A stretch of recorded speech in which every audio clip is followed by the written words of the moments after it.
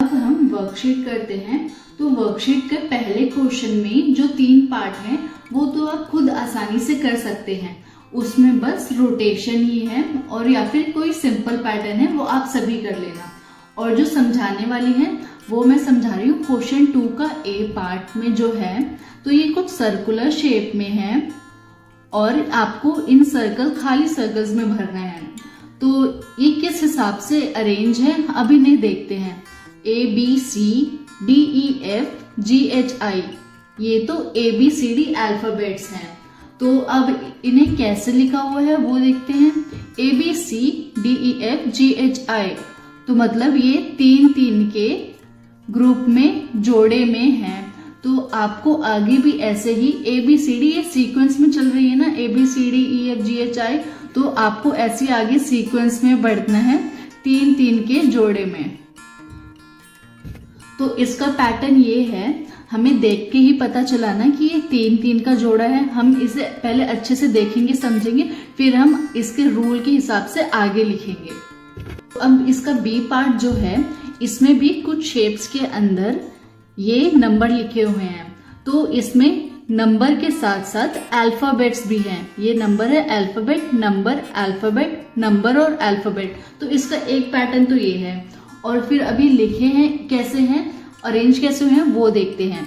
तो इसमें पहले 28 है, फिर 27 है, फिर 26 है। पहले नंबर को ही देखते हैं, 28, 27, 26। तो इसमें काउंटिंग उल्टी चल रही है।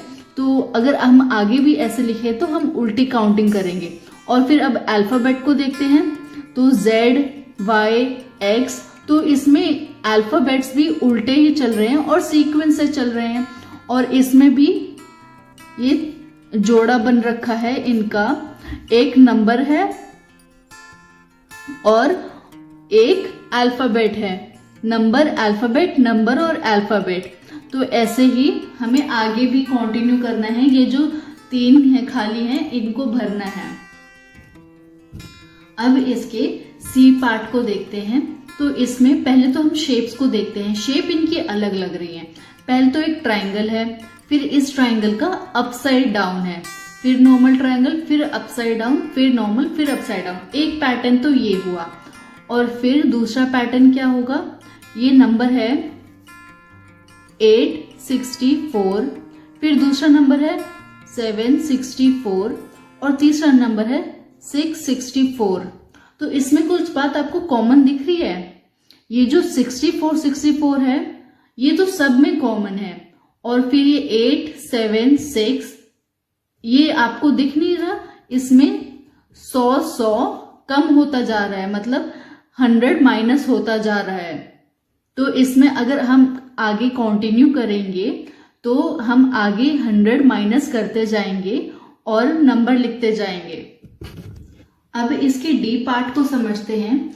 तो इसमें हम पहले देखिए शेप तो सही है, सब में सेम है। और फिर नंबर क्या है, पहले 9 है, फिर पहले 9 है, फिर 109 है, 109, फिर 209 है। तो इसमें अगर आपको दिख रहा होगा 9 सब में कॉमन है। और फिर 0, 1, 2 और ये 10th प्लेस पे कुछ नहीं है, 100th प्लेस पे 0 है, 1 है, फिर 2 है। तो मतलब आगे की तरफ बढ़ता जा रहा है, प्लस हो रहा है, नंबर बढ़ रहा है। तो इसमें हम देखेंगे इनके बीच में गैप क्या है, 100 का। और 109 और 209 के बीच में भी 100 का डिफरेंस है, गैप है। तो मतलब नंबर बढ़ रहा है और फिर इसमें 100 प्लस हो रहा है। तो इसका पैटर्न ये है।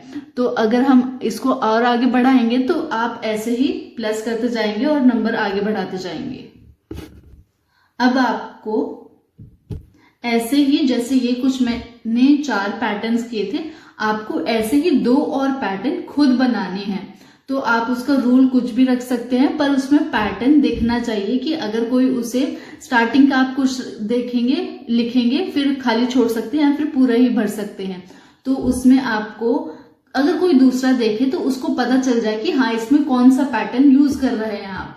तो आप जो बनाएंगे पैटर्न, उसमें अगर कोई दूसरा देखे तो वो कम से कम थोड़ा सा दिमाग लगाने के बाद समझ जाए कि आप उस पैटर्न को बनाने में कौन सा रूल इस्तेमाल कर रहे हैं।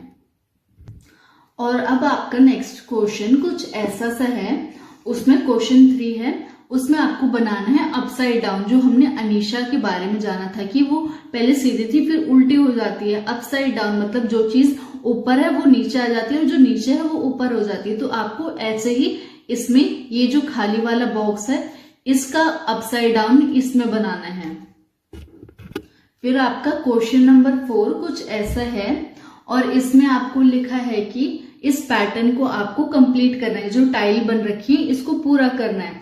तो आप पहले ऐसे ऐसे डॉट बना देंगे। पूरे सारे डॉट कैसे बन रखी है, ये इक्वल डिस्टेंस पे बन रखे हैं।